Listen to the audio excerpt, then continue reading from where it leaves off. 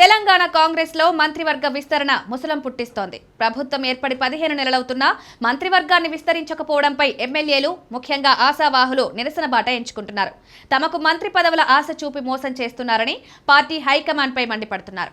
ఇప్పటి వరకు పలువురు సీనియర్లు నిరసన గలం విప్పగా తాజాగా ముదిరాజ్ సంఘం పేరిట కొంతమంది ఎమ్మెల్యే వాకాటి శ్రీహరి అభిమానులు రాసిన లేఖ వైరల్ అవుతోంది.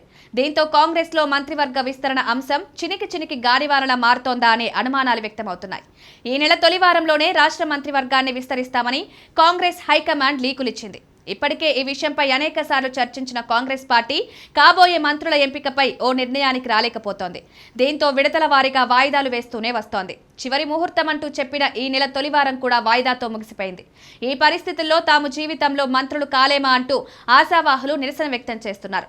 ప్రధానంగా గత ఎన్నికల సమయంలో పార్టీ అధికారంలోకి వస్తే మంత్రి పదవులిస్తామని కొందరికి ఆఫర్ ఇచ్చినట్లు ప్రచారం జరుగుతోంది.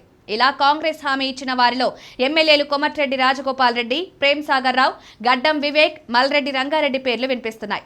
రకరకాల సామాజిక, ప్రాంతీయ సమీకరణలతో వీరికి మంత్రి పదవులు ఇవ్వలేకపోతున్నామని నచ్చ చెప్పేందుకు కాంగ్రెస్ విఫలయత్నమవుతోంది. దీంతో వారి నుంచి రోజు రోజుకు ఒత్తిడి ఎక్కువవుతోంది.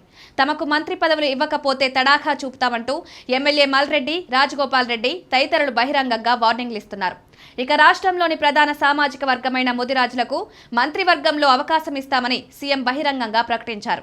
కాంగ్రెస్ ఎమ్మెల్యేలో ఏకైక ముదిరాజ్ నేతగా మక్తల్ శాసనసభ్యుడు వాకాటి శ్రీహరికి బర్త్ దాదాపు ఖరారన్నారు. అయితే విస్తరణ ఆలస్యం అవడం వల్ల ముదిరాజ్ నేత మంత్రి కాలేకపోతున్నారని ఆ సామాజిక వర్గం ఆవేదన వ్యక్తం చేస్తోంది.